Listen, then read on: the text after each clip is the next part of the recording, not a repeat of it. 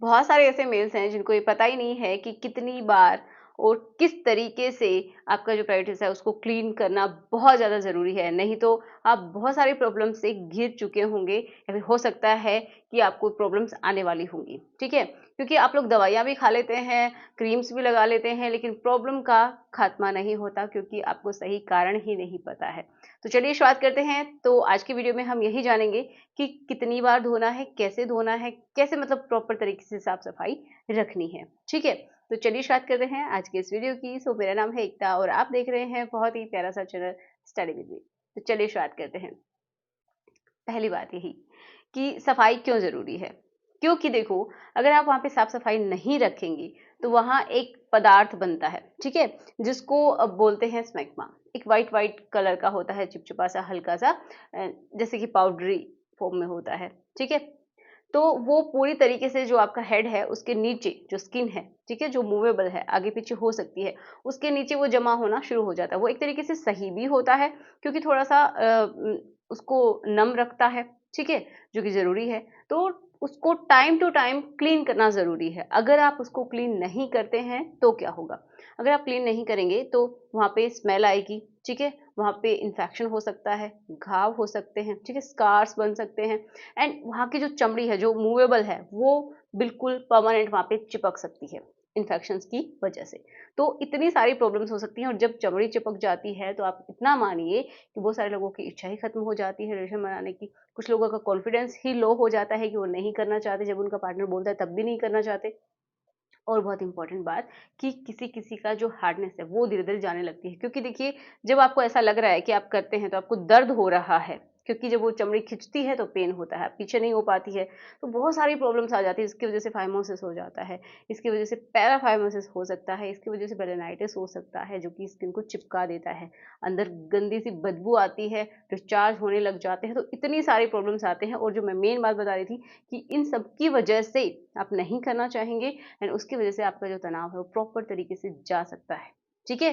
तो ये इतनी बड़ी प्रॉब्लम्स को लेके आ सकती है अगर आप प्रॉपर तरीके से सफाई नहीं करेंगे तो। अब बात करते हैं कि कितनी बार करनी चाहिए।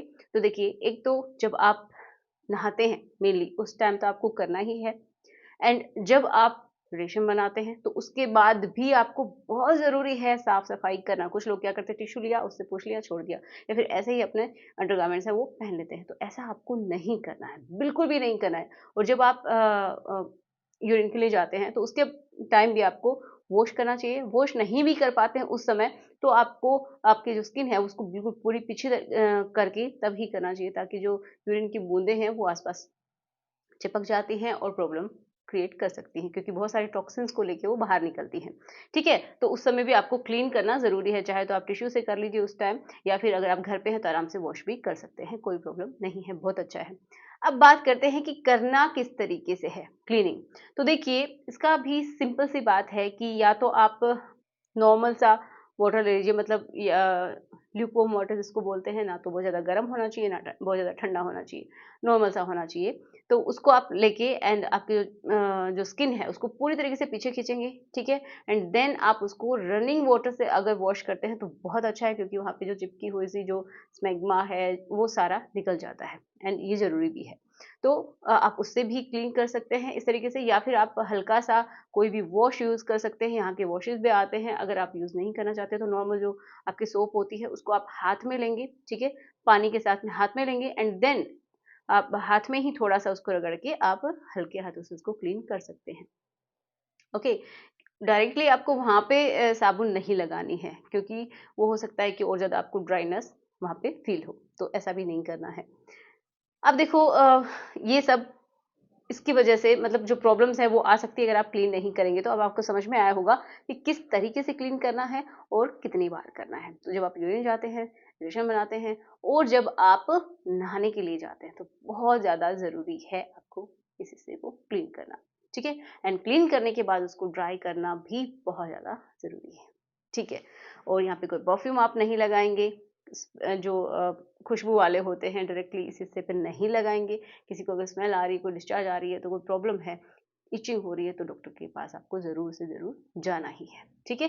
ताकि आपको इन प्रॉब्लम से छुटकारा मिल जाए। सो आशा करूँगी कि वीडियो अच्छा लगा होगा। अगर वीडियो अच्छा लगा है तो लाइक करना, शेयर करना जिसके साथ आप कंफर्टेबल हैं। मिलते हैं नेक्स्ट वीडियो में। Thanks for watching. Good bye.